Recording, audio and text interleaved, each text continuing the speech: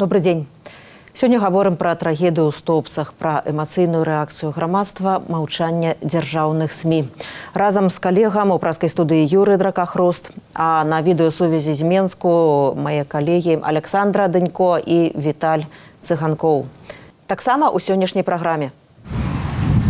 Голос народу. Апытанне ў Стоўбцах. Ці патрэбны адмысловыя меры для бяспекі ў школах? Психологи нужно работать, чтобы с детьми работали. Не просто просиживали свое место, а работали добросовестно. Голос свободы. По-беларуску з Вінцуком Вішоркам. Відэонарысы пра нашу мову, як ёсць і як быць павінна. Слова дня – ганьба. Ганьба – одно з тых словаў, веданне якіх адрознівае беларуса ад расейца. У Стоўбцах падлетак прыйшоў у школу з ножом і забіў сваю настаўніцу і вучня з суседняй клясы. Сотню людзей прыйшлі на пахаванне забітых.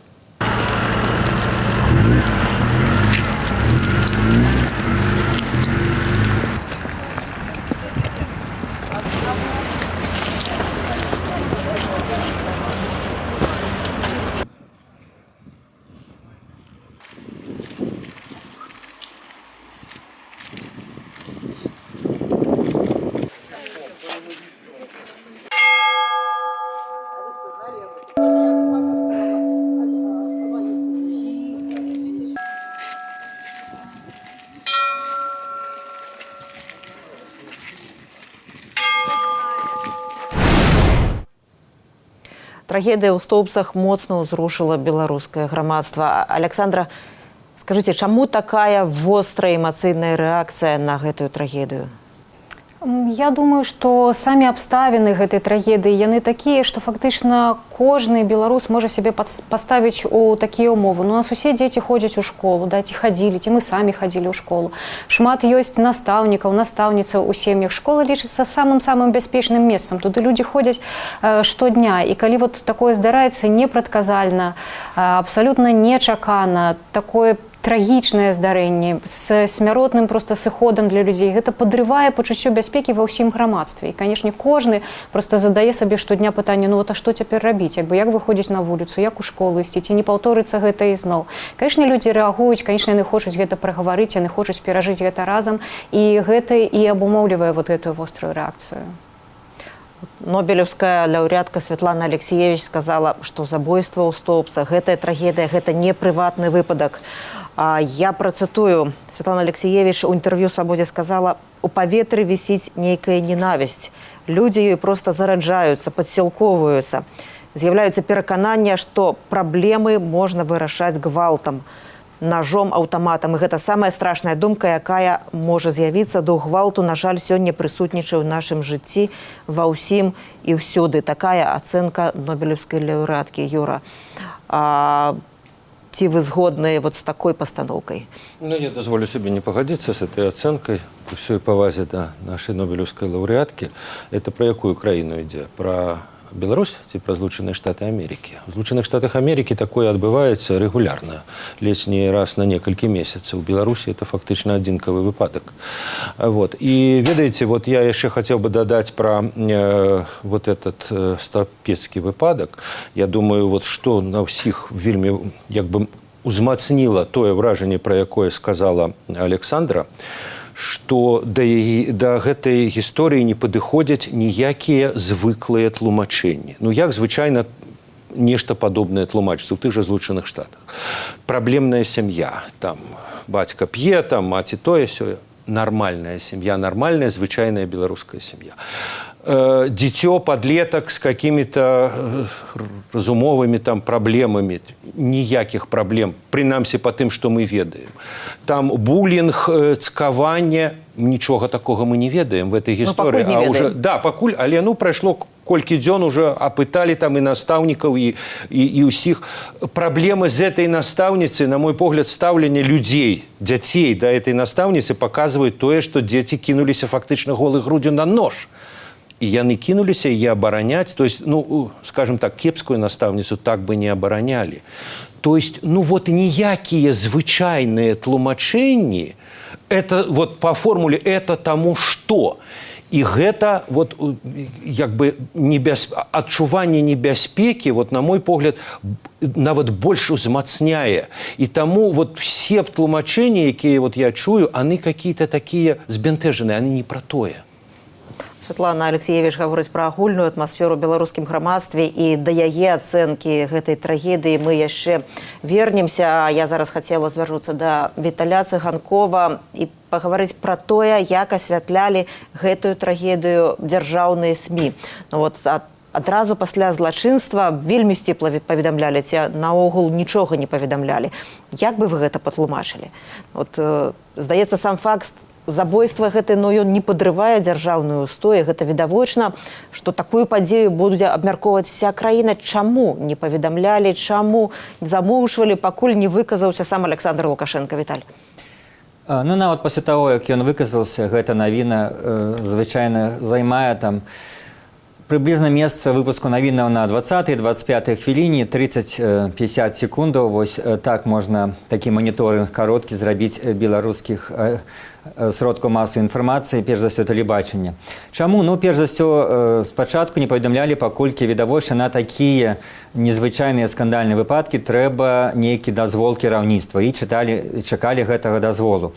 Нават тут ёсць такія выказванні калегаў-журналістаў, што яны ведаюць, што прадстаўнікі дзяржаўнай прэсы хацелі б паехаць туды ў Стоўбцы, рабіць сваю журналісцкую працу, апытваць людзей, проста апісваць пахаванне, але не, ім гэта не дазволілі, паколькі гэта не та тэма, якую трэба ўзбуджаць. Ну, гэта ў рамках агульнага стаўлення беларускіх СМІ афіцыйных да такіх тэмаў. Ніколі нейкае забойства, нейкая тэма, якая абмяркоўваецца ўсім грамадствам, ніколі гэтай тэмы не адкрываліся навіны. Калі ёсць менская лыжня, в якой удзельнічае Александр Лукашенко, все гэта так прытарна, все гэта добра, все гэта пазітыўна. Толькі гэтымі навінамі пра Александра Лукашенко, няхай ён пойдзе там на хакей паглядзіць, а побач будзе адбывацца што заўгодна драматычнае і трагічнае, што будзе абмяркоўваць вся краіна, все роўна яны адкрыюць навіны паведамленнем пра менскую лыжню.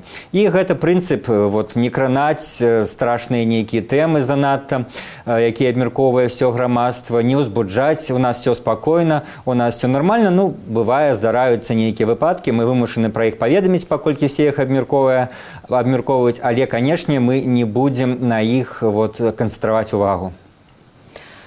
А увесь гэты тыдзень у Стоўбцах знаходзяцца карэспандэнты «Свабоды» ад розных дзяржаўных СМІ, матэрыялы пра трагедыю, найбольш чытаныя на нашым сайце. Вот я прапаную паглядзець, зараз паслухаць, што распавяла «Свабодзе» завуч школы, дзе адбылося падвойнае забойства. Мальчик был тихий, спокойный, в школе никаких проблем по поводу его поведения не было. Почему это могло произойти вообще? Я не знаю, это необъяснимо. Этот ребенок всегда был тихий, спокойный и нигде, никогда, ни в чем не был заподозрен. Школу пропускал? Нет. Много работает психологов и медицинских. Психологов очень много работает. А психологи школьные или психологи? Нет, есть МЧС, и психологи, и поликлиники, и СПЦ. Со всеми ведется работа, потому что здесь все, какие только можно структуры присутствуют в школе. Я больше не могу. Вот я згадаю выпадак 2016 года ў Менску, калі Владислав Казакевич прыйшоў у гандлёвы цэнтр з бензапілой, учыніў забойства. Была таксама гісторыя Даната Скакуна, асуджанага за замах на забойства настаўніцы ў школе. Віталь, скажыце, вот, ці адрозніваецца рэакцыя грамадства ва ўсіх гэтых розных выпадках, але ў чымсьці яны ўсё ж падобныя? Ну, перш за ўсё так, ёсць падабенства рэакцыі грамадства, тое, што ўсіх гэта ўсхвалявала, узрушыла, да кожнага чалавека гэта дайшло. Нема фактычна ў краіне людзей, якія не ведалі пра хлопца з бензапілой і цяпер не ведаюць пра трагедыю ў Стоўбцах. Все гэта абмяркоўваюць, незалежна ад таго, што пра гэта кажуць там дзяржаўныя і недзяржаўныя СМІ.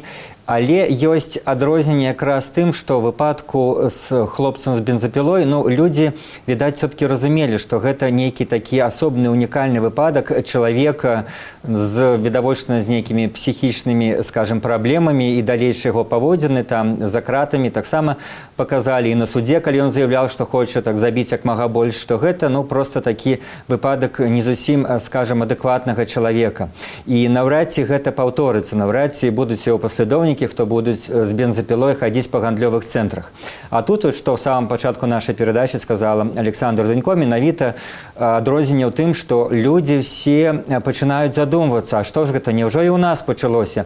Няўжо і ў нас будзе, як в Амерыцы, што дзяцей будуць іншыя дзеці забіваць у школах? І наколькі гэта унікальная і непаўторная сітуацыя, это першы такі выпадак у гісторыі Беларусі, настолькі людзі і адчуваюць менавіта вось такую, ну, скажем, небяспеку, можна сказаць, экзістэнцыяльны страх за тое, што гэта можа здарыцца з кожным, і гэта не нейкі асобны, ну, скажем, псіхічна неадэкватны чалавек, а гэта зрабілі, наколькі мы сёння ведаем, дастаткова, ну, скажем, нармальны чалавек са звычайнай сям'і з іншым нармальным школьнікам і з іншай добрай і да ўсіх добрай настаўніцай. Ад таго менавіта вось такі жах у абмеркаванні гэтых навінаў. От, сапраўды, Юра, працяг таго, што кажа Віталій, от мы гутарылі, корэспандэнты «Свабоды» гутарылі з былым старшынём Верховнага Савету Беларусі, генерал-лейтэнантам Мячеславам Грыбам, вельмі дасведчаным у справе міліцыі. Той казаў пра тое, што не было вот, у ягоныя часы, за часы ягонай службы, не было падобных выпадках у школах. Цяпер от з'явіўся. З чым гэта можа выклікана? Ёсць гэтаму нейкія прычыны? Ну, вы ведаете, я бы сказал, что, может быть, тут это, что называется, страшно так уживать это обозначение. Мода, американская мода. Можно там казать, интернет тое показывая, сёе, не тое показывая. Вот, новины показывают, в среднем 10 раз на несколько месяцев в Америке такое отбывается. И это бачат дети, они чуют, они бачат реакцию на это. Такие вот каскады, як бы малпавання пэўных там дзеянняў, яны вельмі часто бывают, скажем, на какое-то гучное самозабойство. И тогда идет каскад самозабойства за ним. И тут вот мы бачым у анексаванай Керчи так, абсолютно такі ж выпадак. І вот Беларусі. Справа ў тым, што то, пра што казаў Грыб, в савецкія часы таксама хапала всякага. І забойстваў было, і згвалтаванняў, і усяго, словом. Але тады вот не было такога взору. Зараз этот взор з'явіўся, і, ну, вот, як бы, что-то перамкнуло у мозгах этого хлопца. Вот. И вот он, так бы мовіць... Мы яшчэ не можем говорить про тое, что гэта калька, что гэта ён браў прыклад з таго, што адбываецца ў Амерыцы. Ну, такое можа адбыцца не толькі ў Амерыцы. Я адказаў, але што тычыцца як бы досведу, вот як бы многіх выпадкаў, то этого няма ні ў Польшы, ні ў Нямецчыне. Там ёсць сваё, там ёсць, так сказать, скажем, исламский террор у Европе, але это не такое. А тут вот абсолютно такое.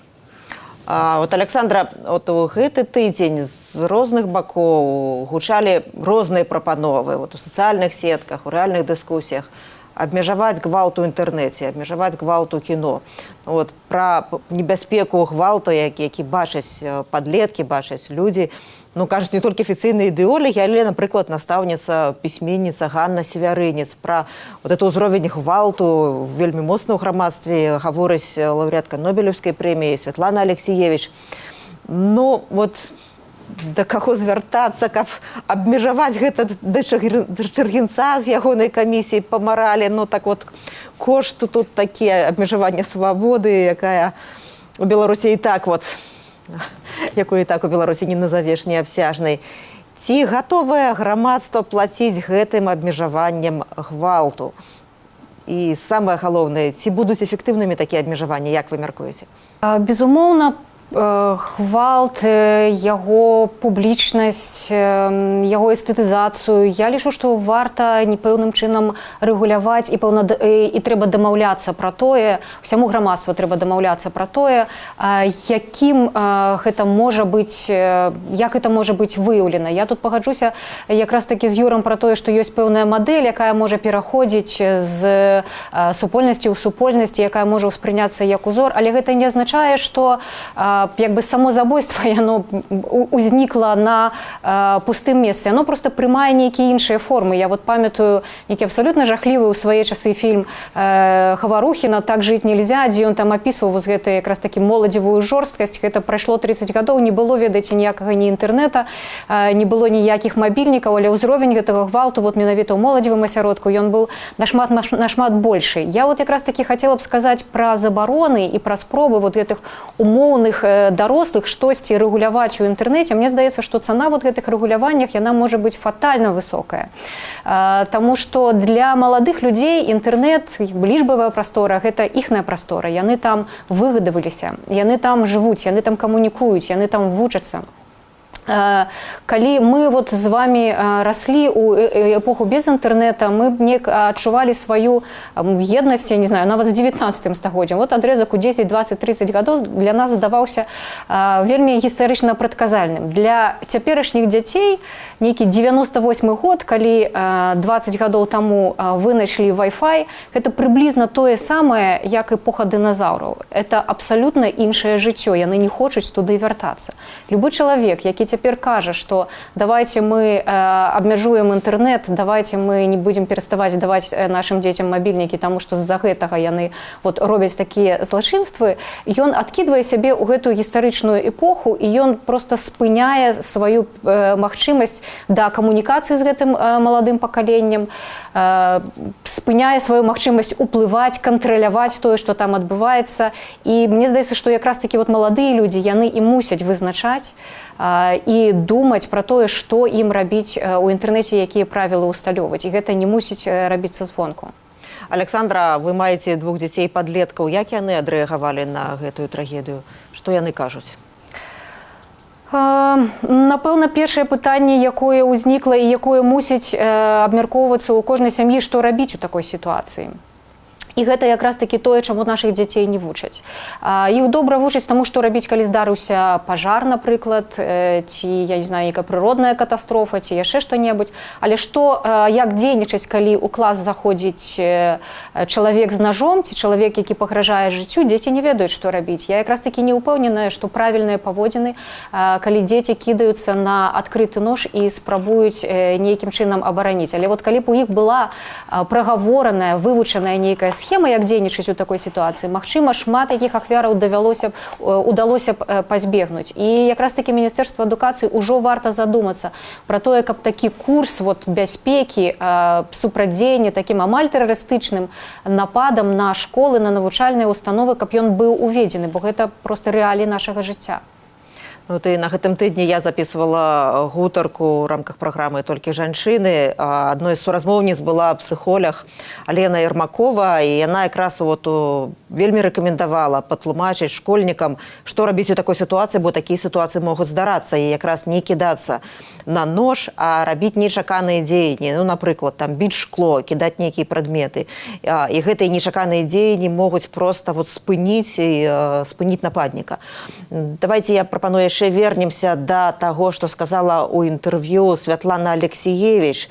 Яна сказала, што на ўсіх узроўнях паступова ўкараняецца думка, што все можна вырашыць крыкам, сілай. Паглядзіце, як паводзіць сябе той жа Лукашенко, загадвае міністру, давай гавары, іначай выйдзеш адсюль у ланцугах кайданках. Гэта ж таксама гвалт, непавага да чалавечай годнасці. Александр Лукашенко не абвясціў у краіне жалобу ў сувязі з трагедыяй у Стоўбцах. Ён пракаментаваў стаўбецкую трагедыю за ўвагай, што ў адукацыі поўны бардак і што мы все виноваты. Давайте послухаем. Я сутки анализирую ситуацию и всякого рода разговоры на эту тему. Кто виноват? Все мы виноваты. И дело тут не только и не столько в интернете. У нас в школах полный бардак. Никогда такого не было. Обратите внимание на места массового скопления людей, прежде всего детей. А при разборках этого дела надо на всю катушку спросить, прежде всего, с председателя райисполкома. На всю катушку притом. И с министра образования, почему не навели порядок в школе. Школа – святое место. Как в церковь надо идти в школу. Поэтому к моему возвращению из командировки вы мне доложите, что сделано по наведению порядка. Поэтому железная дисциплина должна быть. Нам надо сохранить ту стабильность, которая сегодня в стране есть. Александра, коротко, ну ці все мы виноваты? Ці вы згодны з такой оценкой? Абсолютно не згодна, і я лічу, што вінаватых у такого кшталту выпадках, ды ў любых выпадках мусіць вызначаць толькі следства, а ўсе астатнія мусяць чакаць пакуль і давяраць следчым органам і той інфармацыі, якую яны будуць прадстаўляць, і толькі пасля гэтага рабіць свае высновы. А вот такія заявы, у тым ліку на ўзроўні кіраўніка дзяржавы, яны толькі шкодзяць і прыспаляюць сапраўды жаданне да гвалту, да самасуду, да чакання пакарання. Нічога добрага ад іх чакаць не варта.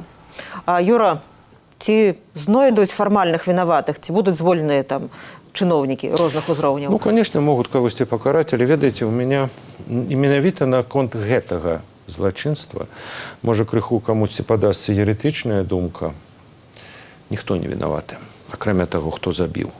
Менавіта потому, пра што я казаў. Нормальная семья, был в этой школе психолог, были там, до речи, минимальные меры бяспеки, там видеокамера была, хорошая наставница, никто этого хлопца не сковал. Ну вот так склалось. Вот так склалось, что в этом выпадку, я не кажу, что так заўсёды, але в этом выпадку, акрамя самого забойцы, не вінаваты ніхто. Віталь Цыганкоў, ці трэба задаваць гэтае пытанне, хто вінаваты, акрамя забойцы ў гэтым? Ну вот фраза Лукашенки, что никто не виноват, это такая банальная фраза, за якой скрываецца зусім іншы сэнс, калі на самой справе все виноваты, значит никто не виноват. Вот то, что он хотел сказать. А з іншага боку, калі он кажа про тое, что в школе, беларускіх школах бардак, то хочется тады испытаць, а хто кіруе дзяржавай апошнія 25 гадоў і хто вінаваты ў тым, калі паверыць яму на слова, што ў беларускіх школах бардак.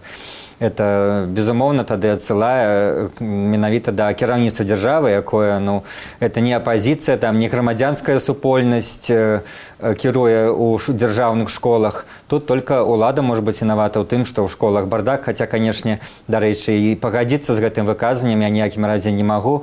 Няма ніякага, скажем, бардака ў беларускіх школах. І все ж ці патрэбныя адмысловыя захады для бяспекі ў школах? З такім пытаннем нашы карэспандэнты звярнуліся да мінакоў на вуліцах Стоўбцаў. Ну а как проверить каждого ребенка с ножом, что ли, или что? Я не представляю просто. Эта школа лучшая у нас, я считаю. Там очень все, там детей глядели. Когда какие-то праздники городские, вот, милиция проходит, проверяет. Ну, наверное, надо тогда и в школе такое делать. Психологи нужны работать, чтобы с детьми работали. Не просто просиживали свое место, а работали добросовестно, так как в каждой профессии. То, что будут теперь каждого проверять или досматривать там, то, наверное, от этого ничего лучше не станет. Надо проводить профилактические работы, беседы с детьми, вот и все. Это только это может помочь. А больше ничего. Можно поставить 10 охранников, можно поставить всего. Ничего не даст. Надо, знаете, психологов более опытных садить, чтобы именно с каждым ребенком индивидуально занимались. Дети у нас с этими компьютерами и с этими вот телефонами, у них психика нарушенная. Надо вводить уроки, вот как раньше, церковные какие-то, что-то, чтобы было что-то библейское, чтобы они знали, что есть Бог. Пока что у нас не стреляют в школах, как в Америке, то даже не могу точно сказать. Может, и треба. Ну, потрібно, я думаю, гэта сістэма, якая праводзіць это, каб не было металічных зброі гэтай. І нават, каб сядзеў сотруднік міліцыі. Ну, здаецца, жыхары Стоўбцаў пералічылі ўсе магчымыя прычыны злачынства і неабходныя захады папярэджання недахопу ў сістэме адукацыі, выхаваўчай працы, неналежная ахова школаў, гвалту, СМІ ў інтэрнэце. Но все гэтыя тэмы гучаць у гарачых дыскусіях, у соцсетках і ў рэальным жыцці. Александра, а все ж ці можна сказаць пра нейкую дамінантную тэму ў сувязі са стаўпецкай трагедыяй? Я, ведаеце, у першыя гадзіны пасля таго, як стала вядома, што гэта здарылася, камунікавала са сваяком аднаго з хлапцоў, якія пацярпелі. І вот пры першай размове гэты мужчына, ён быў вельмі эмацыйны, ён не стрымліваў сябе ў характарыстыках да гэтага хлопца, які мяркуецца здзейсніў гэты напад. Ён, канешне, там не выказваў, казаў, да, канешне, гэта і сям'я, сопа, і бацькі там п'юць, ну хто ж яшчэ можа такое зрабіць? І праз некалькі гадзінаў ён мне сам перазваніў і кажа, вы ведаеце, гэта добрая сям'я, гэта добры хлапец, і бацькі ў яго даведаліся, хто гэта, і гэта сціплая, сумленная, і дзіця добра вучылася, я не ведаю, што здарылася, а вот нашаму хлопчыку зрабілі аперацыю, і цяпер як бы ягонага жыццю нішто не пагражае. Вот мне здаецца, што даміноўная тэма гэта жаданне, прынамсі ў Стоўбцах, прынамсі вот той супольнасці, якая там ёсць, разабрацца, што адбылося. Жаданне перажыць гэта разам. Адсутнасць жадання да самасуду, да абвінавачанняў, жаданне разабрацца, што такое паміж намі, што вот гэты хлапец, добры, харошы, з нармальнай сям'і прыйшоў і вот такое здзейсніў.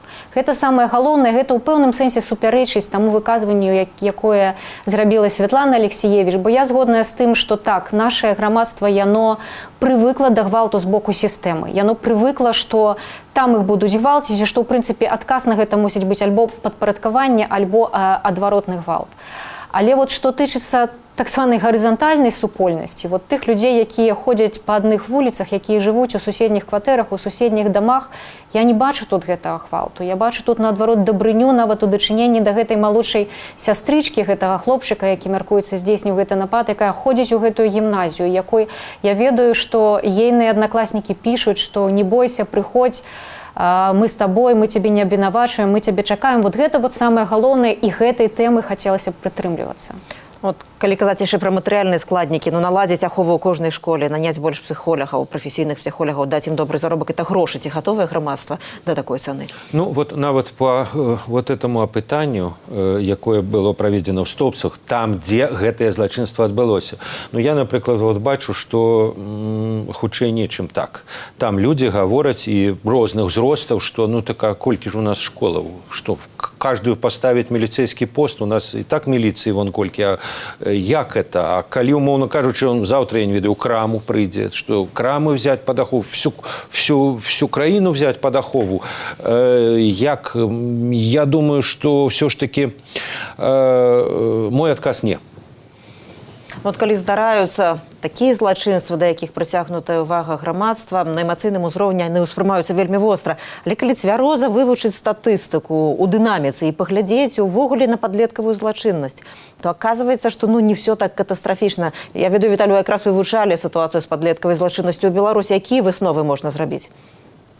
Так, давялося в якасці якраз ну, нейкага жадання разабрацца ў адказ на вот гэтыя эмацыйныя і допісы, і версіі, і ацэнкі. Захацелася разабрацца, ці сапраўды у нас все так павялічваецца гвалт. Ну, во всяком разе, што тычыцца менавіта падлеткавай злачыннасці, то я знайшоў вось статыстыку, это афіцыйная статыстыка Міністэрства ўнутраных справаў, нейкіх прычынаў ёй не давяраць няма. Кожны год приблизно на 15% падлеткавая злачыннасць зменшаецца. І калі взять, напрыклад, за апошнія 10 гадоў, ёсць лічба, я не знайшоў беларускіх, што ў Расіі за 10 гадоў 3 разы падлеткавая злачыннасць зменшылася. Калі вось гэты беларускія лічбы экстрапаліраваць, таксама можна меркаваць, што прыблізна тое ж самае і ў нас. І прытым, што гэта за злачыннасць? На 45-50% гэта крадзяжы. Потым там таксама ідзе збыт наркотыкаў і хуліганства. То бок пераважна гэта вось такая, ну, не самае страшнае, то, што называецца нецяжкія злачынствы. Процент цяжкіх злачынстваў дастаткова маленькі сярод гэтага. Іншая лічба, што падлеткавая злачыннасць змяншаецца таксама ў працэнтным вылічэнні. Цяпер яна складае толькі 2% ад агульнай злачыннасці ў краіне. І гэта рэкордна нізкі паказчык. Так што вот гаворачы пра статыстыку і неяк свае асабістыя ўражанні дадаючы, можна сказаць, што ввогуле за апошнія дзесяцігоддзі змянілася сама, можа, атмасфера вось падлеткам асяроддзі. Зараз немагчыма падлеткам, як вот у нас было 80-е, 90-е, там патрапіць пад раздачу, калі ты зашоў в іншы раён. Нема гэтых боек раён на раён, нема гэтых бітваў на дыскатэках. Менавіта все людзі, якія вось жылі трошки больш там за 20-30 гадоў, яны, калі параўноўваць 80-е і 90-е, кажуць, што зараз нашмат меней менавіта і боек, і злачыннасці менавіта падлеткам асяроддзі. І ввогуле па вялікаму рахунку знікла гэтая вось такая культура крутасці, культура боек, культура фізічнага ўздзеяння. Намнога менш гэтага стала, чым было ў тыя ж самыя 80-е і 90-е гады. І гэта таксама трэба улічваць, і гэта трэба адзначаць, а не толькі, скажем так, крычаць «всё прапала» і што з намі адбываецца. На гэтым тыдні распачаўся судовы працэс у так званай справе Белта, фігуранткай якой стала рэдактарка парталу «Тутбай» Марына Золатава. Белта вінавацяць незалежныя медыа ў крадзяжы інфармацыі. Цану інфармацыі Белта і іншых дзяржаўных СМІ паказала іх маўчанне тады, калі ўся краіна абмяркоўвала стаўпецкую трагедыю. У перадачы па-беларуску з Вінцуком Вячоркам сёння слова дня – ганьба. Вітаю, шановнае спадарства. Спытаемся выпадкова сустрэтых людзей, каму варта казаць ганьба. Дрянным людям. Кто провинился? Нехорошему, плохому человеку, который неправильно ведет или нарушает закон. Кто-то там, может, курит, там, мусорит, что-то ему, может, такое говорят, многим говорят, особенно в нашем государстве. Што ж, адмоўны сэнс людзі збольшага адчуваюць, але канкрэтызаваць суразмоўцам цяжка. А вы ведаеце, што яно значыць гэтае слово? Нет. Скажите нам. Скажите. А калі б вас попросили патлумачыць гэтае слово, як бы вы патлумачылі? Пэўныя людзі увогуле не цямілі, аб што нам ішлося. Ганьба? А если бы по-русски еще это сказали? Понятия не имею, если бы я еще знал, что оно означает. А что такое ганьба? Я белорусский не понимаю хорошо. Понятия не имею. Я человек чисто русский. Ничего не понимаю. Так, ганьба – адно з тых словаў, веданне якіх адрознівае беларуса ад расейца. І будзем умоўна лічыць, што толькі што паказаныя людзі усе прыезджыя. У сучасных расейскіх слоўніках, што літаратурнай мовы, што дыялектных, падобнага слова няма. Госці з усходу спрабуюць адгадаць яго значэнне. Это что-то вроде «пошли вон», что-то нехорошее, негативное, слово. Это выгнать человека, прогнать что-то получается? Не знаю, наверное. Але беларускае слово «ганьба» з гонкамі ніяк не звязанае. Утворана яно ад дзеяслова «ганіць», то значыць сароміць, дакараць, ганіць, ганьба, як стрэліць, стрэльба. І слова «ганьба» у нас мае некалькі значэнняў. Кажуць так і пра дзеянні ці учынкі, якія вымагаюць пагарды, асуджэння. Ёсць і другое значэнне, архаічнае, можа яно якраз было першасным. Гэта фізычны ці іншы недахоп. Так скажуць у некаторых гаворках. Чалавек мае ганьбу, як ён слабы, хворы ці няўдалы. І прызнаем, што дакладнага расейскага адпаведніка такое шматзначнае беларускае слово «ганьба» не мае. Многие белорусские слова имеют свое значение, и как калька на русский не переводятся. Менавіта. Для беларускамоўных слова «ганьба» цалкам сваё, патрэбнае, і прычым напоўненае надзённымі асацыяцыямі. Дык каму кажам «ганьба»? Некаму чалавеку, які робіць сваю справу недасведчана. Можа, калі чалавек парушае годнасць другога чалавека, і гэта можа быць у масавых маштабах. Скажите, вы разумеете гэтае слово, что оно значит? Можете сказать? Так, абсолютно. Ганьба – гэта сорам. Так, толькі крыху удакладнім. Сорам і ганьба хоць синонімы, але ўсё ж такі неўзаемазамяняльныя. Сорам слова даволі мяккае, а ганьба значна больш жорсткае асуджэнне. Маем нават слова ганьбішча. Для ўсіх нас немалое ганьбішча і вачэй на свет паказаць няможна. Такую скрушную народную фразу запісаў у 19 стагоддзі Іван Насовіч. Дзеля аб'ектыўнасці скажу, што не ўсе беларусы памятаюць гэтае слово.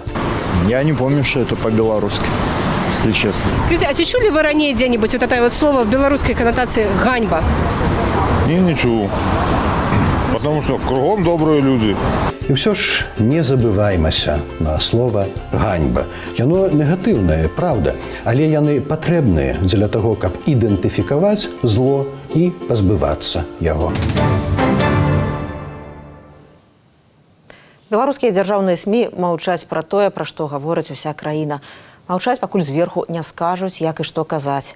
Такая трагедыя, як у Стоўбцах, можа здарыцца ў якой заўгодна краіне. І рэакцыя на яе – гэта не толькі спроба адказаць на пытанне, чаму школьнік дастаў нож. Гэта і характарыстыка грамадства, улады і СМІ. Такі кантэкст тых падзеяў, пра якія мы з Юрыем Дракахростам, Александрай Дынько і Віталём Цыганковым думалі, спрачаліся, шукалі адказы разам.